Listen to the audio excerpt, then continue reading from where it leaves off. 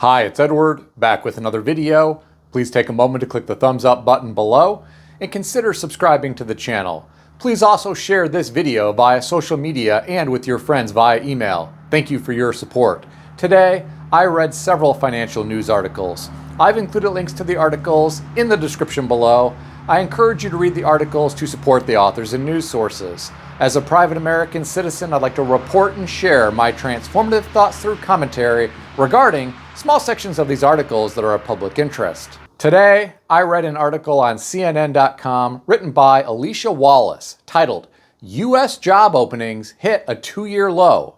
There were an estimated 8.7 million available jobs in the month, according to data released Tuesday by the Bureau of Labor Statistics. There are an estimated 1.3 jobs available for every unemployed person.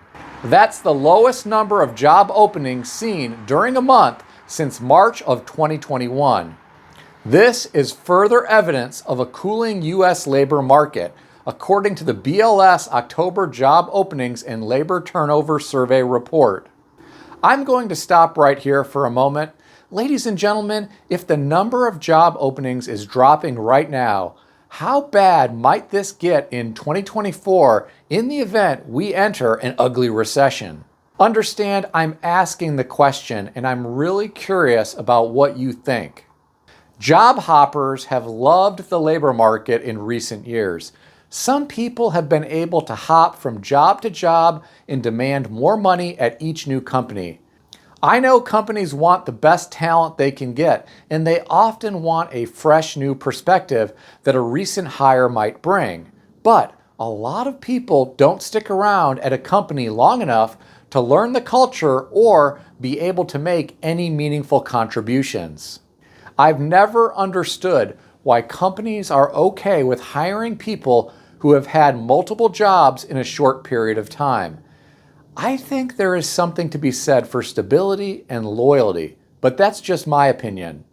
I'm curious if any of you have worked at a company that has spent tremendous amounts of time and money to recruit new workers who they thought would be the answer to all of their problems, just to be disappointed when people with great interview skills didn't produce, or when new people who were hired just jumped ship after a short period of time. What's really bad is when high-level people like this leave destruction in their wake and the remaining employees have to deal with the mess left behind. It may be harder for some of these types to secure new employment as easily moving forward. The author of this article references Karen Kimbrough, the chief economist with job site LinkedIn, who said employees appear to be choosing to stay with the employer and job they know and starting to shelter in place a bit more. Well, I hope that works out for these people.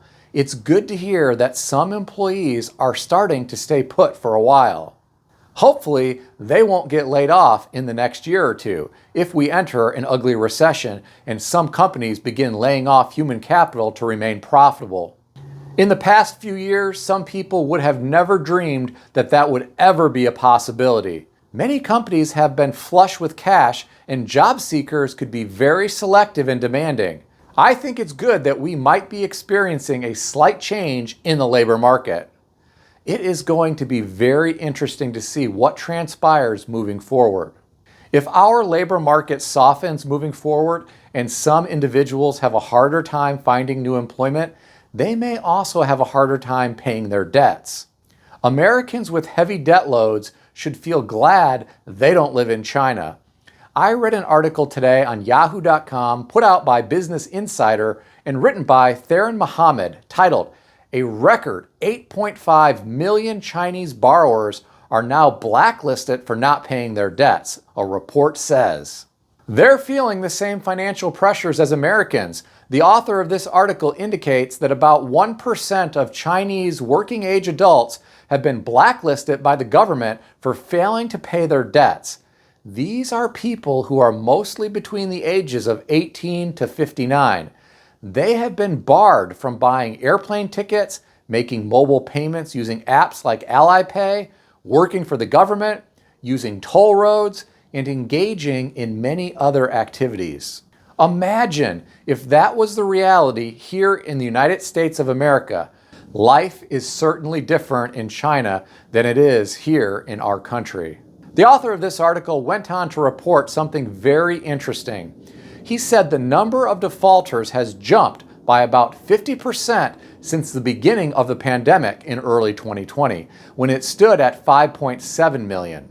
Credit card companies have reported more bad loans, and home foreclosures have spiked within the past couple of years.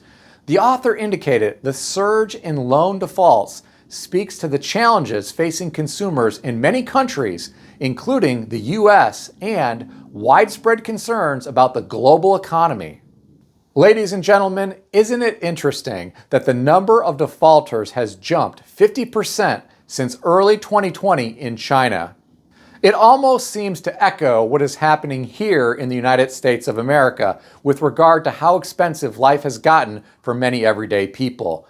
Many everyday Americans have seen their rent skyrocket in recent years.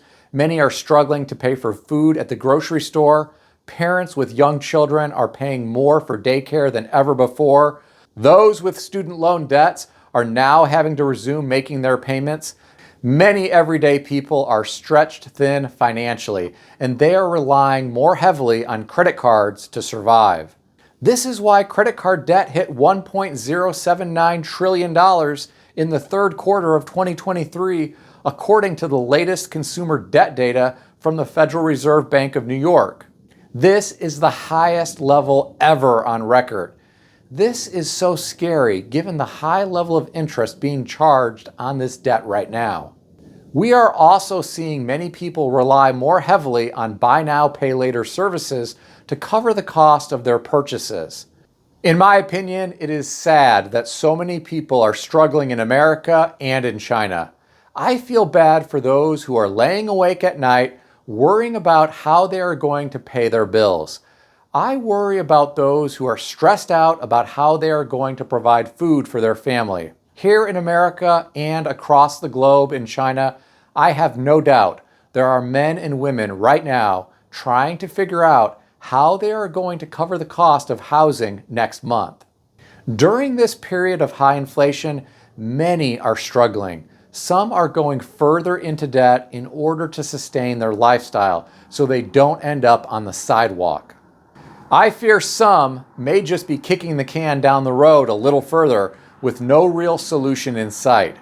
I worry for the children who may be impacted by what happens to their parents' financial situation if things end badly. This could result in some serious emotional trauma that these young people could carry with them for the rest of their lives. Perhaps some of you know people who lived through the Great Depression. That difficult period of time affected people in different ways. Some were left scarred by what they lived through, and it made it difficult for them to live normal lives later. Many lived in fear and were reluctant to spend money because they were always wondering if a terrible financial calamity might be lurking around the corner. What's scary to me is we have been living during fairly good economic times in recent years. The fact that people are struggling this badly right now frightens me. I am frightened about how bad this could get if we enter a recession or, God forbid, a depression. I don't think some people here in America or in China are prepared for either scenario. Life as we know it could become quite grim. Let's all hope that does not come to fruition. Let's hope leaders across the world don't let it come to that. When you listen to politicians on television and when you listen to the Federal Reserve Committee members speak, you have to wonder, how in control are they? Do they really have the ability to keep it all together? What could potentially happen if we experience some type of black swan event and they try to intervene and it doesn't work? It's a scary prospect to think about. Getting back to the article, the author talks about how some American households face a double whammy of steeper living costs and larger monthly payments on debts, such as credit cards, car loans, and mortgages.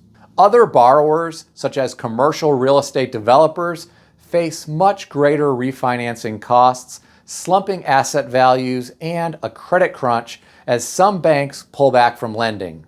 The difficult situation has led many commentators, including the Big Short investor Michael Burry and veteran economist David Rosenberg, to predict cash-strapped households will have to slow their spending, paving the way for a stock market downturn and a recession. Well, ladies and gentlemen, if their predictions are correct, life could get a lot more difficult for many everyday people. I don't think some are prepared for the scale of the lifestyle adjustments that may need to be made if we see a significant stock market downturn and a recession, especially if both are severe. A recession could evolve into a depression, and that could be game over for some families. Many people have grown fond of their electronic devices, streaming services, fancy drinks, food delivery services, name brand clothes, apartments with stainless steel appliances and quartz countertops and heated bathroom floors. Do you think some everyday Americans could deal with foregoing all of that and transition to doing some of the things that Americans had to do during the Great Depression, such as planting gardens, canning food, baking their own bread, using cardboard for shoe soles that wear out, walking the streets daily and looking for whatever work they could find just to earn enough money for food, or burning wood to stay warm because there wasn't enough money to pay the gas bill? I'm not saying life is going to get this hard. I'm just saying I don't know if some everyday people appreciate how good they have it right now. And I don't know if some are taking their personal finances seriously enough, because you never know when times might get really tough. If paychecks stop coming in, life can get pretty real pretty quick. So let me ask you again, do you think some everyday Americans could forego the niceties in life and transition to the more difficult lifestyle that I described? Share your thoughts in the comments section below. Please keep in mind that nothing in this video is financial advice or advice of any kind.